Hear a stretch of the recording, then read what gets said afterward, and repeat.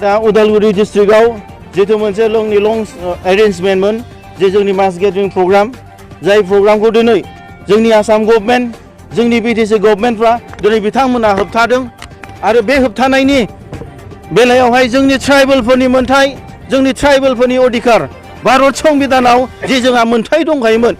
as per the provision of Indian Constitution बेखौ बिथांमोना दिनै फेलें खालामदों।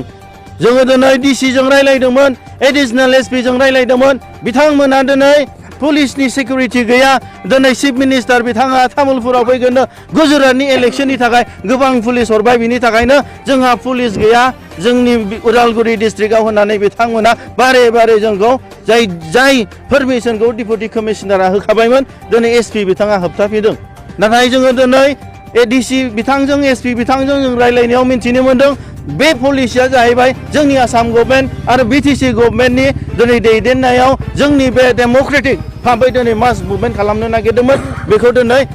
बिथांमोना होबथादों आरो जाय जिनिसखौ बिथांमोना दिनै मावदों बे टटेलि जोंनि ट्राइबेलफोरनि मोनथाय भारतनि संबिधान बादि जोंहा मोनथाय जि दंमोन बेखौ बिथांमोना फेलें खालामदों आरो दिनै पुलिस एडमिनिस्ट्रेसन एबा दिनै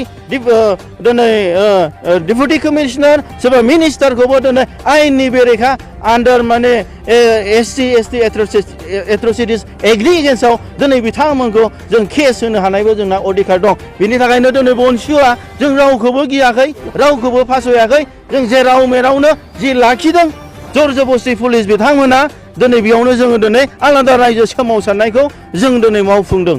थिग बिदिनो दिनै बे जायगायाव लाखिदों जों टटेल लामाखौ जों होबथादों आरो बेयाव जों होख्रावदों जों होसिख्रावदों बे बर'लेण्ड मुभमेन्ट बे मुभमेन्टआ दिनैसिमबो थैनानै थाङाखै आरो जेब्लानासिम बे बर'लेण्ड मुभमेन्टआ जाया अब्लानासिम जों सोमावसारबाय थागोन जों खुनु गिनायाव गैया खुनु फासयनायाव गैया मानो होनबा जोंनि मुभमेन्टआ भारतनि संबिधान बादि जोंहा मोनथारनांगौ मोनसे मोनथाय as per the provision of the Indian Constitution and Article 2 and 3 we're supposed to get the separate state for the survival for the protection and for the upliftment of the Boro people and for the safeguarding of our indigenous rights